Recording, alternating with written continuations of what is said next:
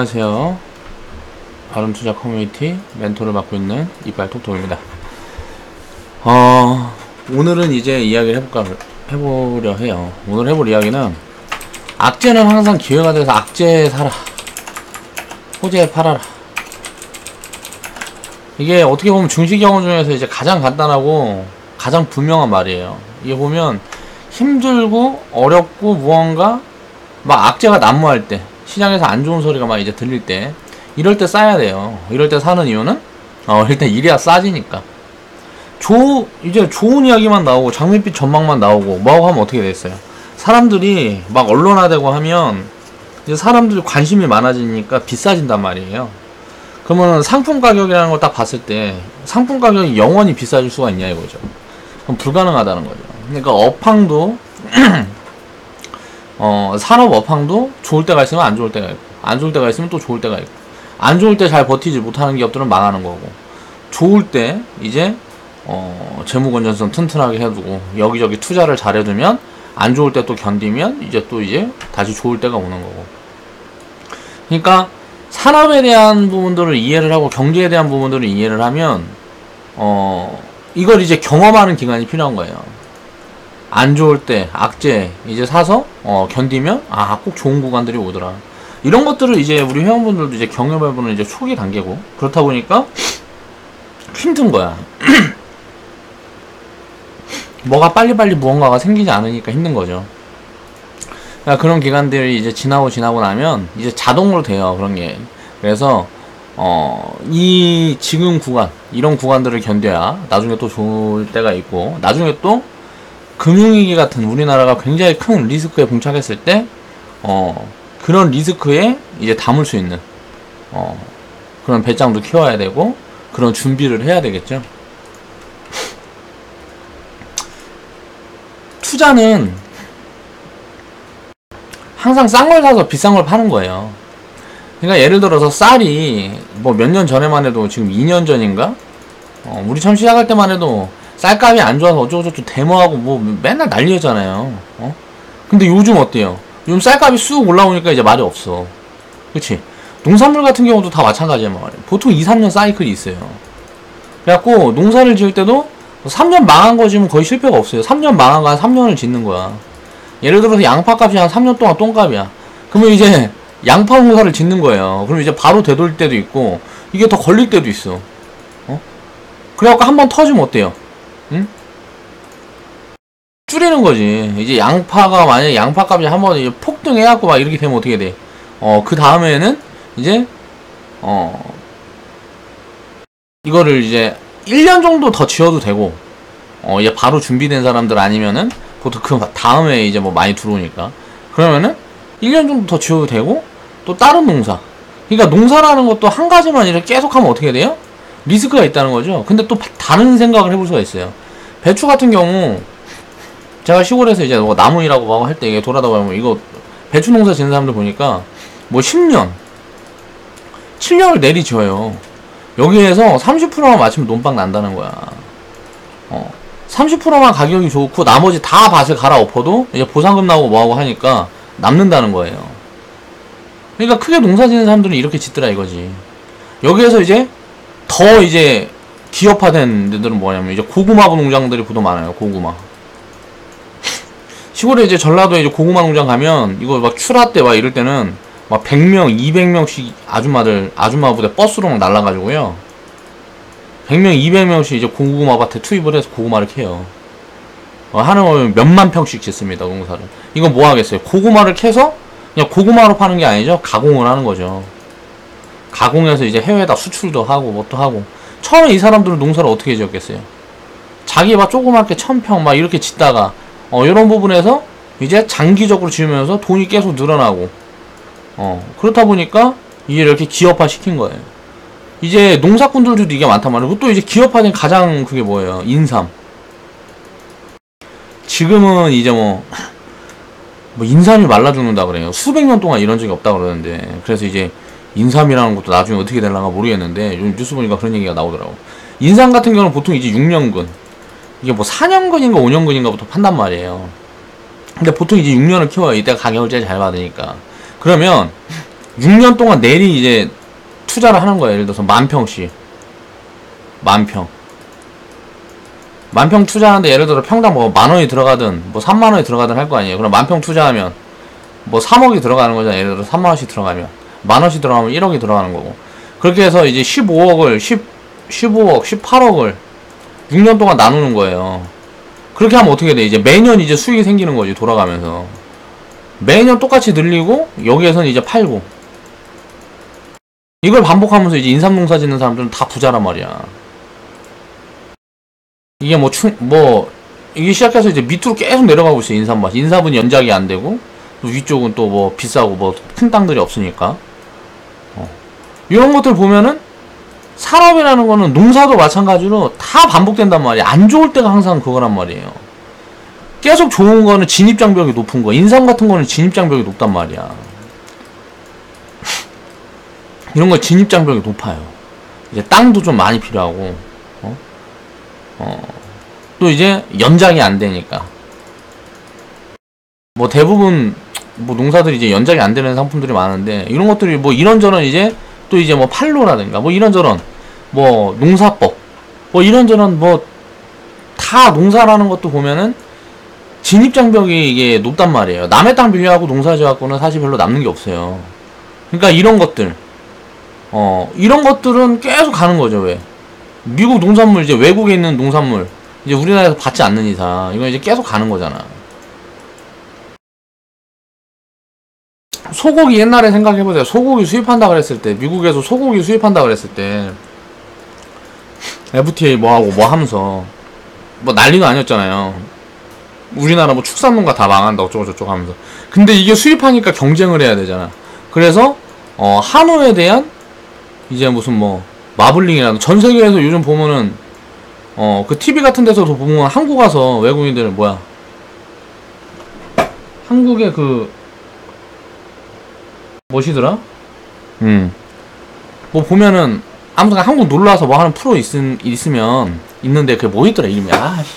아무튼 그런 프로 봐도 와서 한국에서 한우가 전 세계에서 제일 맛있다 그러잖아. 소를 이렇게 키우는 게 없는 거야. 이게 그러니까 경쟁력을 가지기 위해서 이렇게 노력을 하면서 한우라는 브랜드화를 만든 거예요. 그러면서 어떻게 보면은 이 축산업 하는 사람들도 다 이제 더 이제 기업식이 된 거고, 이제 가격 경쟁을 해야 되니까 미국이랑 가격 경쟁이 안 되면 어떻게 해야 돼? 해외에서 들어오는 고기랑 가격 경쟁이 안 되면 품질을 높여야 될 거 아니야. 그러니까 부모님한테 뭔가 대접한다 그러면 뭐 레스토랑 가가지고 뭐 스테이크 썰던가 그런 거 별로 안 좋아하시니까 보통 어르신들은, 그럼 우리나라에서 보통 이제 한우집 데리고 가잖아요. 응? 그러니까 이런 것들 보면 산업이라는 거는 어떻게 보면 계속 개방이 돼야 돼. 개방이 되고 뭐하고 하면 악재라는 거. 제가 이거 한우 얘기를 왜 했냐면, 소고기도 그러니까 그 악재일 때, 이 소고기 이거 악재일 때 무슨 보면은 그때 송아지가 한 마리에 막 뭐 얼마였더라? 아무튼 겁나 쌀 때가 있었어요. 이게 소들이 막 겁나 쌀 때 있었어. 막 다 망할 때, 축산농가들 막 다 망할 때, 이때 이제 축산농가 이제 시작한 사람들 어때요? 지금 이제 흥하고 있단 말이에요. 떼돈 벌었죠, 몇 년 전에. 그러니까 항상 보면은 이 안 좋을 때, 농사도 마찬가지예요. 농사도 막 똥값이다, 난리 났다. 지금 보면 밭에서 막 시골에 전라도 같은데 농사 짓는 사람들은 전라도 같은 데 막 싹 돌면 밭에서 그냥 굴러다니는 거, 무 같은 거 똥값일 때, 그런 것만 농사 지으면 안 망한다고. 주식도 마찬가지예요. 사람들이 쳐다도 보지도 않는 거, 그런 거 가지고 한 3년 5년 묵혀두면요 망할 일이 없어요. 그 산업군을 얘기를 하는 거예요. 그러니까 미래가 없는 산업은 안 되겠죠. 그러니까 미래가 있는 산업, 그런 것들을 봐야 되겠죠, 당연히. 농산물이나 이런 것들은 우리가 계속 소비를 해야 되는 상품들이니까, 그러니까 그거는 이제 안 좋을 때 사면 항상 기회가 되는 거고. 잠시만요.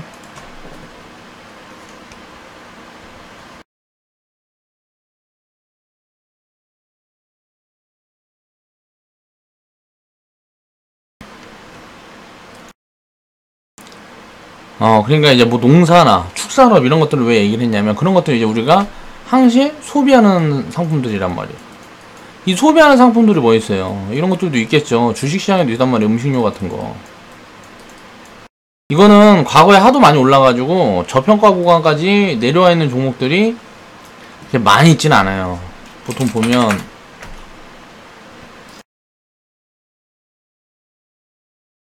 이제 슬슬 뭐 그러겠네. 이제 보면 농심 같은 종목들도 보면 막 1998년 3만원에서 54만원까지 한 2000% 왔잖아요. 물론 이거는 다른 기업들보다 이제 성장 기업들보다 이제 많이 온 부분들은 아니지만 이제 보면은 이렇게 꾸준하게 성장을 하고 있는 거예요. 이제 뭐 싼 구간에 들어왔죠.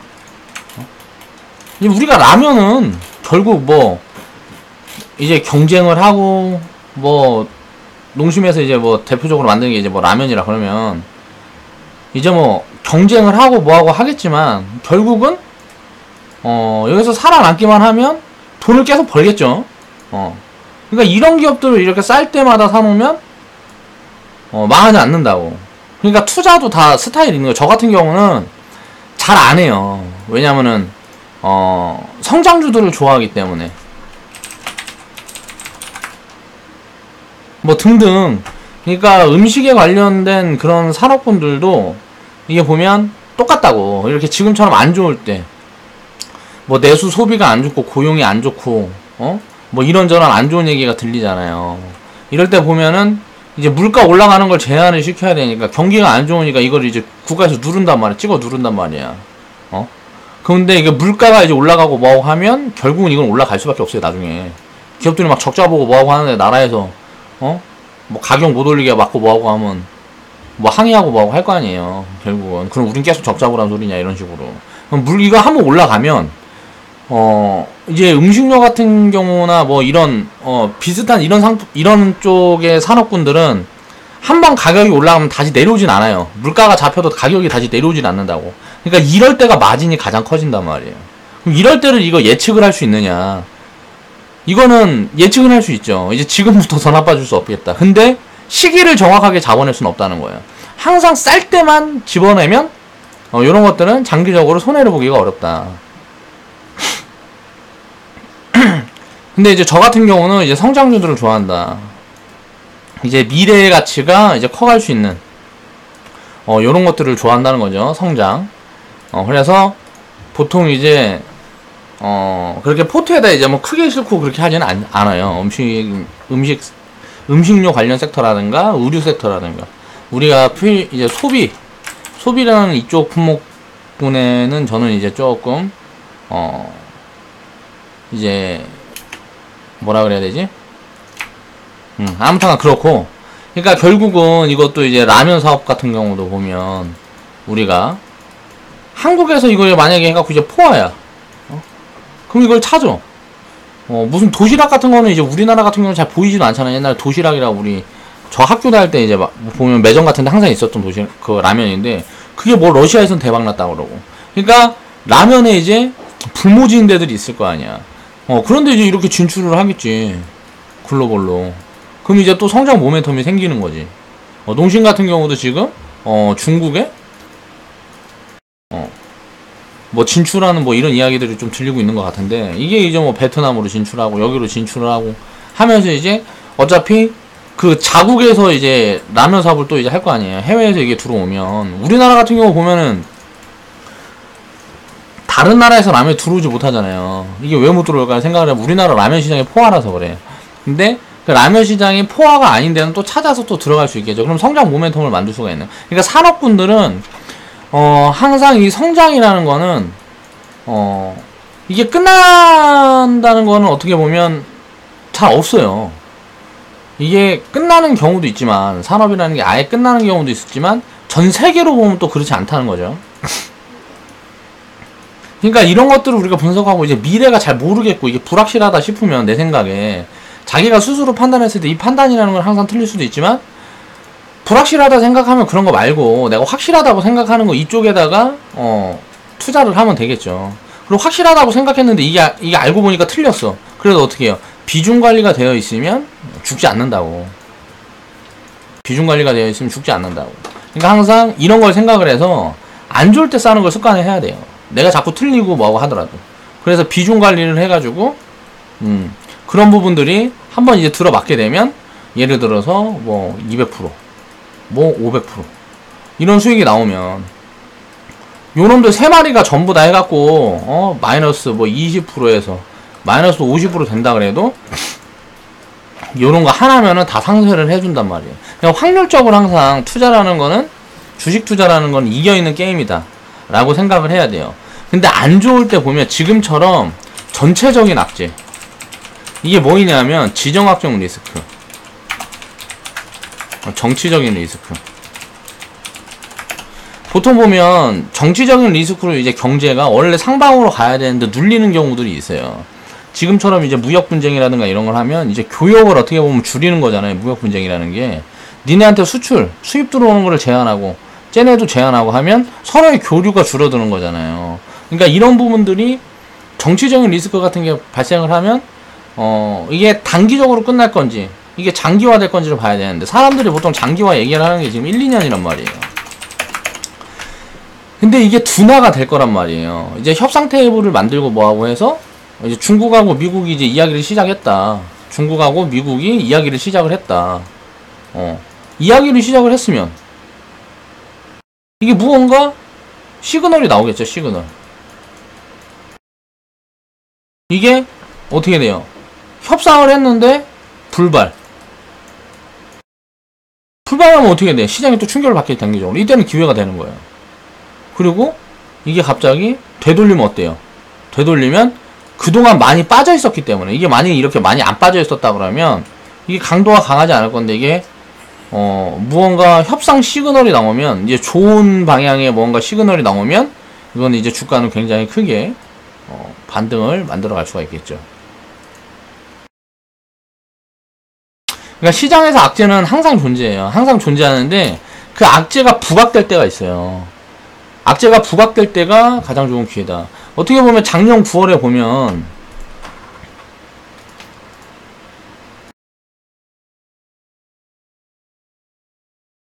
자, 우리가 작년 9월에 볼게요.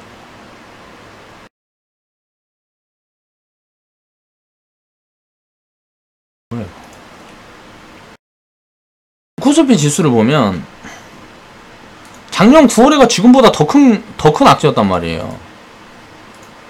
작년 9월에는 이제 뭐 한국 전쟁 난다고 그랬으니까 한국 전쟁 나면은 뭐 끝나는 거잖아, 이거는. 작년 9월 달에 이제 리스크가 있어서 12월 달까지 왔어요. 그렇죠?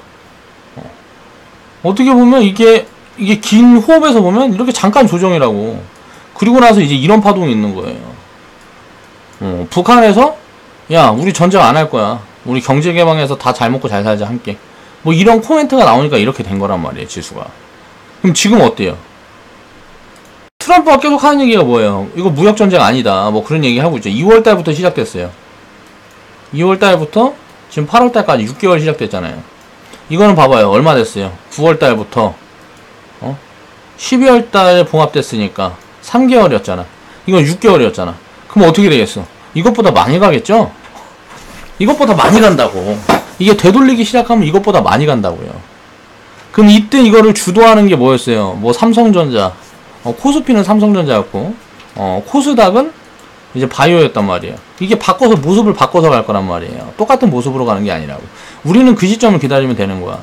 코스닥도 똑같이 9월달부터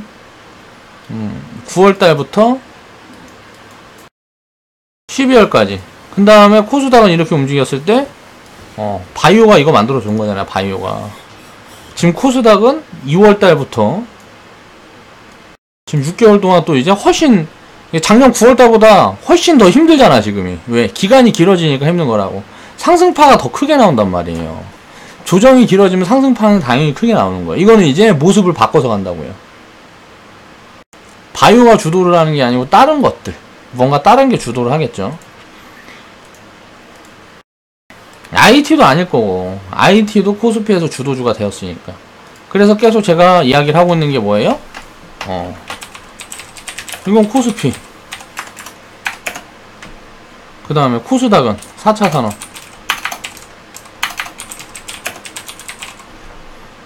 여기에서 이런 흐름들이 만들어질 것 같다.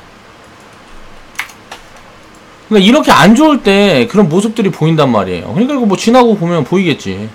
지금 6개월 동안 그렇게 쉬어 있으니까 6개월 동안 욕을 또 겁나게 먹고 있죠, 제가. 지나고 보면 나중에 이 6개월 동안 내가 힘들었던 걸 다 되돌리는 기간이 준단 말이에요. 예, 회원분들은 어떻게 보면 너를 너무 믿어주고 있어요. 제가 생각했던 것보다 저를 너무 믿어주고 있어서 제가 좀 책임감이 더 막중합니다. 자꾸 안 좋은 소리만 하고 이 죽일로 하고 회원분들이 저한테 그러고 막 했으면 막 걱정해 주는 거야. 너 수입이 없어갖고 뭐 생활비가 어쩌고 하면서 회원분들 맨날 그런 소리나 한다고. 그러니까 이런 거 보면은 마음이 가겠죠. 저도 그렇고 회원분들도 내가 열심히 하는 걸 생각을 하니까 나한테 마음이 가니까 나 그렇게 위해주고 하는 거잖아요. 견디면 된다고. 견디면 결국은 이거 되돌리는 구간이 나오는데 이게 나오면 시작되면 굉장히 많이 갈 거다. 그리고 만약에 이게 안 좋아지면 어떻게 된다? 몇 달에서 금융위기 딱 맞아버리고 이제 시작이 될 거예요. 근데 금융위기로 진행이 될 가능성이 굉장히 적기 때문에 우리는 지금 채우고 만약 금융위기가 오면 견디자. 이 포지션을 계속 말씀을 드렸던 거고요. 자, 그러니까 싼 걸 사서 비쌀 때 팔아라. 이걸 반복하라는 거예요. 자, 작년 9월에 있었고, 자, 올해 2월에도 있었어요. 올해 2월에 있었는데 5월에 돌릴 수 있었어. 5월달, 6월달 이때 뭐 무역 분쟁 완화, 이제 협상 이야기들 나오고 있으니까. 이것도 3개월에 끝날 수 있었단 말이에요. 작년 9월부터 이건 12월에 움직였잖아요. 시작. 5월 시작. 근데 올해 2월에서 6월에 한 번 더 맞았어요. 네. 협상이 진행이 안 됐어, 제대로. 이게 한 번 더 맞았고, 지금 언제예요? 8월이죠. 9월달에 이거 협상되면. 9월 협상이 마무리 돼가지고, 중국이랑 이제 교역이 뭐 그대로 되고 이렇게 하면, 글로벌 증시는 이제 또 날아간단 말이야. 그러면서 이제 진짜 버블을 만들면, 이번에 있는 버블은 어디까지 갈지 모르지만, 1, 2년 막 이렇게 지속이 될 수도 있어요. 그래갖고, 왜? 길게 쉬었으니까.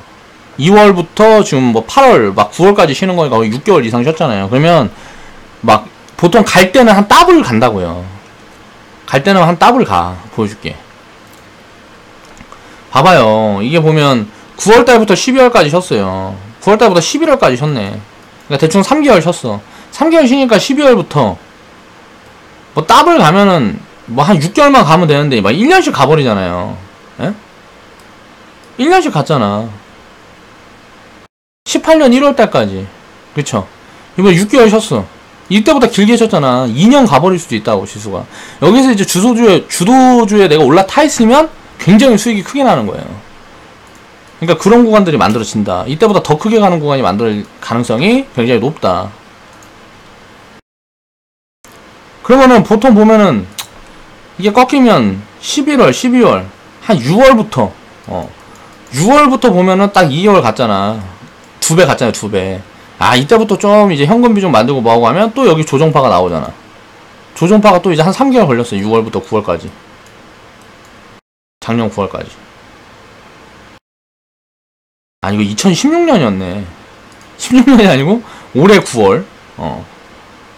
올해 9월 툼에 마무리되고 이제 조정이 6월달부터 시작이 돼서 1월달.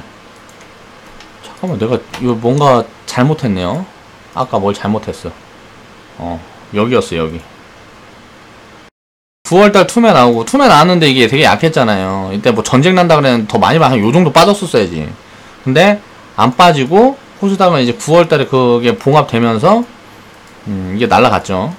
이게 날라간 게 이제 이게 바이오로 날라갔다. 그래서 6월달부터 6, 7, 8, 9 6, 7, 8, 9 4개월 쉬었으니까 보면은 10, 11, 12 1월 또 4개월 올랐네. 보통 아무튼 쉴 때보다 올라갈 때 이렇게 강하게 올라간다. 이 부분이 이제 6월달에 쉬었을 때는 이제 바이오가 올라갔었던 거고, 작년에 11월달에 또 뭐가 있었네. 아무튼 작년에 뭐 이렇게 쉰 다음에는 이제 코스피가 올라갔었던 거고, 코스피는 대형 주니까 올라가고, 코스닥은 짧게 파동이 단기 파동으로 나온다. 결론은 그러니까 이렇게 쉬어갈 때가 항상 기회라는 거예요. 지금 구간은 어디랑 비슷해요? 지금 구간은 어디랑 비슷해요? 2월달, 6월달은? 지금 어디랑 비슷해요? 여기랑 비슷하잖아요. 2016년 8월부터 11월까지. 이때 내가 시장이 없었으니까 뭐인지 모르겠지만 아무튼 이때 리스크가 뭐가 나왔겠죠. 그러면서 이렇게 빠진 다음에 결국은 8, 9, 10, 11. 뭐 한 4, 5개월 쉰 다음에 뭐 이렇게 상승장에 나온 거죠. 지금부터 그러면 이제 반등이 충분히 나온 다음에 이렇게 지루한 흐름이 나오겠죠. 이때가 뭐예요? 주도주가 바뀌는 흐름이 나온단 말이에요. 주도주가 바뀌는 흐름이 나오고 이제 다시 시작을 하는 이런 포지션이 진행이 될 거다. 이럴 가능성이 굉장히 높다. 그러면 이때랑 지금 그림이 똑같다. 그러면 요런 흐름이 또 이제 진행될 가능성이 높다는 거죠. 그리고 나서 시작할 때는 무언가 시그널이 나오겠죠. 그럼 보통 보면은 이때 시작하라 그러는데 이게 이런 모습으로 갈지, 예? 여기에서 이렇게 다 그냥 더 빨리 가버릴지 이거는 모르는 거란 말이야, 아무도. 그렇기 때문에 리스크가 있을 때는 리스크가 있는데 시장에서 리스크가 제한적이다 판단이 될 때는 저는 일단 비중을 채워서 버티는 게 맞다고 생각을 합니다. 우리는 5월달에 비중을 다 채워놨기 때문에 지금은 이제 팔 수 있는 시기가 아니에요. 언제 이렇게 반등이 강하게 들어올지 모르니까. 반등 구간에 이제 현금을 만들어서 이제 운영을 하면 되겠죠. 항상 이야기했지만, 대충 막 이렇게 이야기하고 준비되지 않은 무언가로 얘기하다 보니까 제가 틀릴 때가 많아요.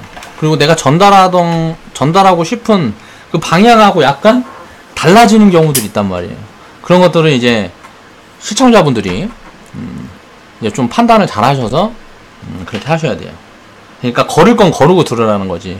저는 이제 준비를 딱 해가지고 정확하게 하고자 전달을 하고자 해가지고 하다 보면 방송이 되질 않더라고. 그래서 그냥 틀리던가 말든가 이제 쭉 이어가는, 그냥 막 이야기해가면서 내가 아는 거 그냥 직설적으로 막 이제 다 얘기해가면서 하다 보니까 정리가 되지 않으니까 항상 틀릴 때가 많아. 내가 아나운서가 아니잖아. 그러니까 그런 부분들 좀 이해를 해달라는 거예요. 걸을 거 듣고 들으라는 거지. 그러니까 어떻게 보면 가장 이해하기 쉬워요. 예? 악재 망했을 때, 힘들 때 살아. 그렇게 해서 보유하면 자산을 항상 그렇게 힘들 때, 이게 무슨 주식만이 아니단 말이에요. 무슨 자산이든 마찬가지예요. 부동산도 마찬가지고 뭐 어떤 자산이든지 마찬가지예요. 그럴 때 사서 이제 보유하면은 결국은 비쌀 때까지 기다리면 비싸진다. 그때 팔아라.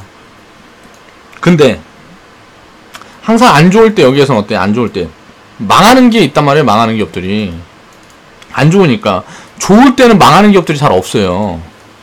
망하는 기업들. 근데 안 좋을 때 망하지 않을 기업들 중에 미래 모멘텀이 있는 기업들 찾아서 투자를 하면 좋겠죠. 또 이제 망할 수 있는 리스크가 있는 기업인데 이게 망하지 않고 살아남아 버리면 또 이제 대박이 난단 말이에요. 그런다고 이제 망할 것 같은 리스크 있는 기업들을 살 수는 없기 때문에 갑자기 사서 보유하고 있는데 망할 것 같은 리스크가 부합됐다 그러면 그냥 냅둬버려도 돼요. 왜? 비중 관리가 돼 있으니까. 그런데 망할 것 같은 걸 아는데 이거를 산다는 거는 미친 짓거리죠. 그러니까 이렇게 쌀 때 사서 비쌀 때 파는 게 가장 이해하기가 쉽고 역사적으로 증명이 되었어요. 근데 보통 어때요? 우리가 투자를 할 때 좋을 때 들어가요. 좋을 때 이제 이렇게 진입을 해서 이렇게 해서 안 좋을 때 다 팔고 떠나요. 그래서 다 팔고 떠난다고. 에이, 주식시장이고 주식 다 망한다. 헬조선 어쩌고저쩌고 하면서 이제 다 팔고 떠난다고. 그러면 또 이렇게 되면 또 어때요? 여기서 아이고 씨발 망할 줄 알았는데 다시 좋아졌네. 영원히 갈 것 같아. 여기서 다시 들어가. 또 이제 망한다 하면 이제 헤이 하면 다 정리해. 또 이렇게 하면 이제 막 뉴스에서 막 떠들고 막 하면 여기서 또 들어가. 이게 항상 이래서 망하는 거예요. 안 좋을 때 보세요. 이런 식의 움직임이 진행이 된다 그러면, 경제가 이런 식의 움직임이 진행이 된다 그러면 여기에서 안 좋다 그래갖고 진입해도 이건 실패한 투자가 아니란 말이에요. 여기에서 이렇게 들어가면 돼. 근데 여기에서 진입하면 안 된다고. 여기에서 이 중간 위에서부터는 이게 언제 끝날지 모르잖아요. 이 중간에서 끝날 수도 있는 거 아니에요. 그러니까 이런 시점을 항상 피해야 되는데 보통 다 보면은 확인을 하고, 이게 돌아서는 거 확인을 하고 이 시점에 진입을 하라 그래요, 다들. 근데 이게 여기서 더 갈 수도 있겠죠. 근데 확률적으로 이거는 확률이 낮단 말이에요. 이런 구간에서는 어때요? 이미 저평가야. 저평가가 확대될 수는 있어. 근데 결국은 기업 가치 수반에서 움직인단 말이에요. 자산 가격이라는 건. 그럼 결국은 이렇게 된다는 거죠.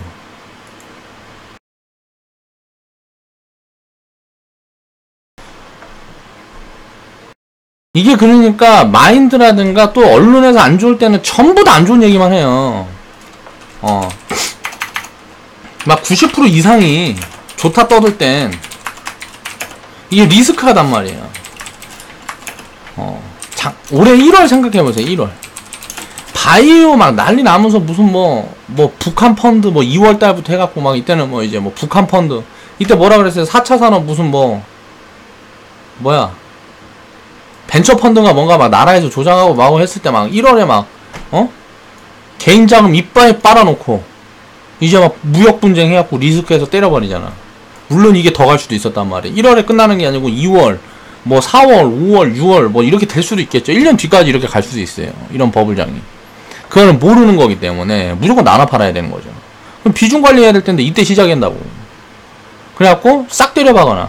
그럼 지금 어때요? 힘들어 죽겠으니까 다 정리하고 나간다고요. 이때 시작했으면은 버텨야 되는 거예요. 1, 2년 남들은 1, 2년 버틸 거 나는 3, 4년 버텨야 된다고. 근데 그 버티는 기간을 못해. 그러니까 다 망하는 거란 말이야. 개인 투자자들은. 이게 힘든 이유는 안 좋을 때는 온 세상이 그 안 좋은 것만 얘기를 해요. 그리고 뉴스화가 된단 말이에요. 그러니까 다 이렇게 생각하는데 나만 반대로 가고 있네? 그럼 내가 반대로 가고 있으니까 제대로 하고 있다고 생각을 해야 되는데 나만 반대로 가고 있으니까 불안한 거죠. 그러니까 이제 다 팔고 떠난단 말이에요. 영원히 이것만 반복합니다. 이렇게 해가지고 30년을 하든지 10년을 하든지 계속 이렇게 하는 사람들은 이렇게 하고 절대 기회를 잡아내지 못해요. 좋을 때는 또 온 세상이 이제 장밋빛 전망을 내놓으면서 돈 번 사람들 이야기만 해요. 뭐 셀투리온 사서 얼마 벌었다, 무슨 뭐 사갖고 얼마 벌었다, 네이처셀 그거 사갖고 얼마 벌었다 막 한다고. 신라젠 사갖고 대박 났다 막 이렇게 된다고요. 그러니까 이런 좋은 이야기들만 하니까 나만 소외되는 것 같은 착각에 빠지고 이제 투기꾼이 되는 거죠. 악재 비중을 늘려가야 되고요. 악재가 망하지 않을 악재라는 판단이 서고 이게 미래 전망이 좋은 산업군이다 라고 판단이 되면 악재 구간의 비중을 늘려가야 돼요. 그리고 호재가 이제 슬슬 나오기 시작하면 비중을 줄여가고 이렇게 자산의 변동성을 관리를 해야 된다는 거예요. 항상 전부 팔고 전부 사면 안 돼요. 전부 팔고 전부 사버리면 이게 꼬이게 됐을 때는 문제가 돼요.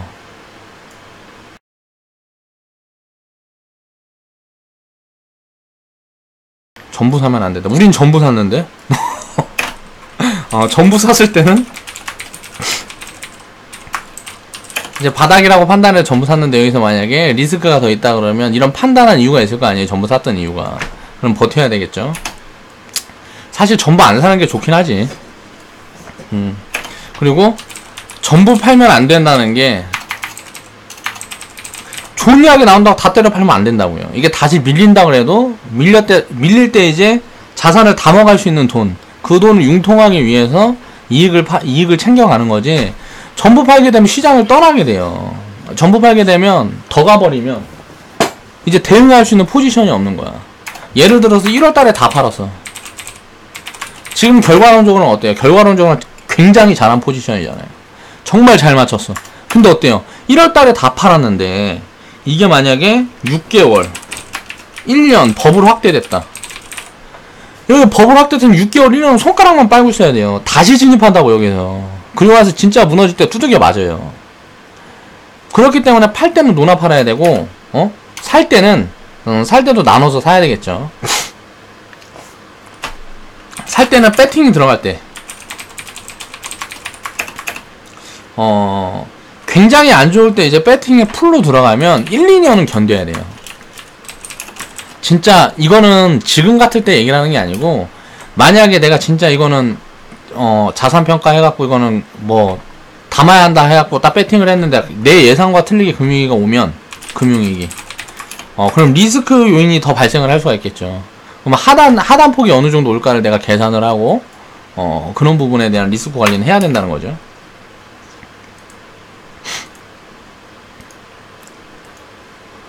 그러니까 수익이 얼마건 영원히 우상향 시킬 수 있어야 이제 투자자다.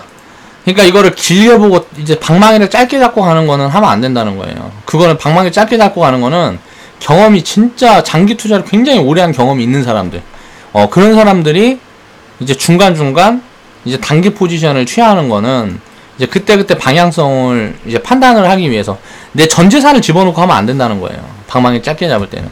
방망이 짧게 잡는 자금은 일부여야 된다는 거죠. 내 재산의 예를 들어서 뭐 10%에서 30% 미만. 그 일부를 가지고 방망이를 짧게 대응을 하는 거고, 70% 이상의 자산은 항상 방망이를 길게 잡고 대응을 해야 된다. 이제 그 기본을 익히면서 항상 쌀 때, 안 좋을 때 사서 비쌀 때 파는 거. 이거를 이제 반복적으로 하면 돼요, 반복. 그럼 시장에서는, 영원히 승리자가 될 수가 있다. 그러면서 이제 꾸준히, 이제 매매를 하고, 사고 팔 때, 그 이유라든가, 뭐 이런 분석 방법이라든가, 여러 가지 기법, 뭐 이런 것들을 다 집어들 거 아니에요. 그러면, 이걸 이제 향상시킬 수 있는 노력이 입혀지면 이제 복리는 점점 가속화되는 거죠. 자산이 커지면 그 자산이 커진 자산이 또 일을 하게 되면 그게 복리니까 수익이 계속 쌓여갈 수 있는 구조가 만들어진다 그러면 이게 수익이 계속 쌓여갈 수 있는 구조. 이제 중간에는 이렇게 뭐 처질 때도 있고 이렇게 될 때도 있고 뭐 이렇게 있겠죠. 이렇게 쉴 때도 있고. 근데 결국은 장기적으로 이렇게 계속 자산이 늘어갈 수 있는 구간이 만들어지면 어떻게 돼요? 계속 자산은 불어나고 이게 복리로 늘어난다는 거죠. 이 장기 복리를 이해를 해야 우리가 투자를 할 때 항상 승리를 할 수가 있다. 결국은 경제라는 거는 이렇게 간다는 걸 알아야 돼요. 이 사이에서의 변동성이 있으면 여기에서 항상 이걸 잡으려고 그러면 안 되고 요 구간을 잡아서 이걸 먹겠다는 것도 안 돼요. 근데 이거를 잡으려는 노력은 계속 해야 돼요. 이걸 잡는다고 생각을 하고 만약에 여기에서 사서 이걸 팔고 여기서 사서 이걸 팔고 만약에 싫어서 손절 나가고 하다가 이제 뭐 이거 추세 놓치고 뭐 하면 여기서 다시 올랐다 이런 것들은 하면 안 된다는 거예요. 사서 끈덕지게 요 위에서부터 이제 나눠 팔고 여기에서 샀는데 이제 여기가 저점이라고 생각해서 샀는데 하면 이제 끈덕지게 이제 열심히 일해서 나눠 사고 여기서부터는 이제 나눠 팔고 이 기준을 정해놓고 그 밑에 와 있을 때는 항상 이게 담는 포지션이다 라고 생각을 해서 이렇게 나누어서 담고 나눠서 팔고 하면 자산 복리가 가속화될 수 있다는 거고요.